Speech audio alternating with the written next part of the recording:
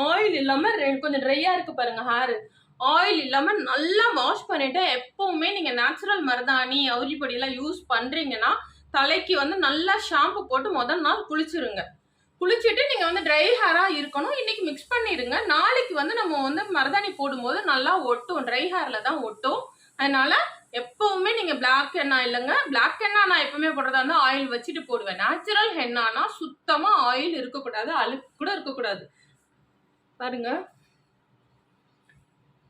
அதாவது ஹென்னாலாம் போட்டு ஏதோ தலைமுடி அடர்த்தியா இருக்க மாதிரி ஒரு ஃபீல் வருது. வெள்ளை முடி வந்துருச்சுன்னா அங்கங்க சொட்டை சொட்டையா தெரியற மாதிரி இருக்கு. உண்மையாவே சொட்டையா இருக்கிறதுனால நம்ம பிளாக் போடும்போது அது கொஞ்சம் அடர்த்தியா தெரியுது போல இருக்கு. இப்படிதான் இருக்கு. தெரியுதா ஒயிட் ஹேர் உங்களுக்கு? நிறைய இருக்குப்பா. ரொம்ப கேப் விட்டுட்டேன், அதனால நிறையவே இருக்கு. எல்லா இடமும் இருக்கு.